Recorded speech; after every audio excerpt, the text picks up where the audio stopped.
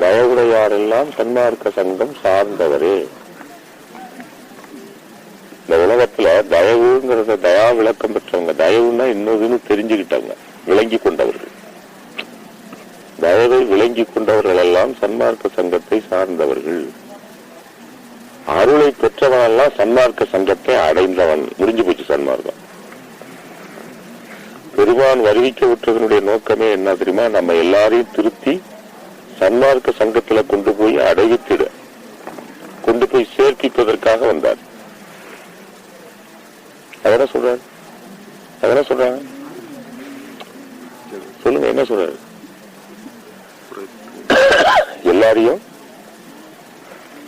சன்மார்க்க சங்கத்துல திருத்தி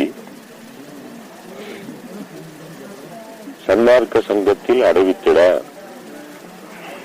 அதோடு மட்டுமல்ல அவரும் இகத்தே பரத்தை பெற்று மகிழ்வதற்கென்று இறைவன் என்னை வருவிக்க உற்றேன், வருவிக்க உற்றேன், அருளை பெற்றேனேன்னு சொல்றாரா இல்லையா? அவங்கதான் தயவுடையவங்க எல்லாம் சன்மார்க்க சங்கம். இது அல்ல.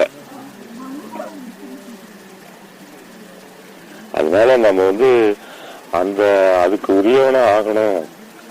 ஜீவகாருண்யங்கிறது சாதனமாகவும், திருவருட்பாவை வேதமாகவும், பிற சமய நெறி சாராதவனாகவும், சங்கற்ப விகற்பங்கள் மற்றபடி உள்ள வேறுபாடுகள் முற்றிலும் கைவிட்டவனாகவும், இது இந்த மாதிரியான ஒழுக்கத்துக்கு புலைகளை தவிர்த்தவனாகவும்,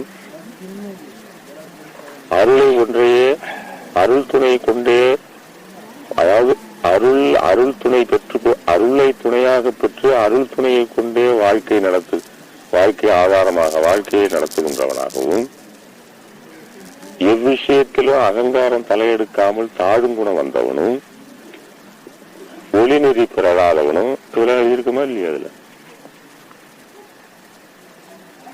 அவன் தான் சுத்த சன்மார்க்கத்துக்கு உள்ளவனை ஆக்குவாரு.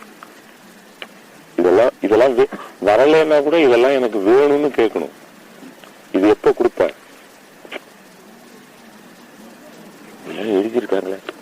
அதனாலதான் இது உள்ளவன் கூட எழுதல. இந்த விளைவு உடையவன், இந்த எண்ணம் உடையவன், இந்த உணர்வு உடையவன். இதை யாரு தீப சமூகத்துல அருப்பெருஞ்சோதி ஆண்டவர் சமூகத்தில் கேட்கிறார்கள், உணர்கிறார்களோ அவர்களுக்கு சுத்த சன்மார்க்க கிடைப்பதற்கு அனுகிரகம் பண்ணுவார். இல்லைன்னா சாத்தியமே இல்லை.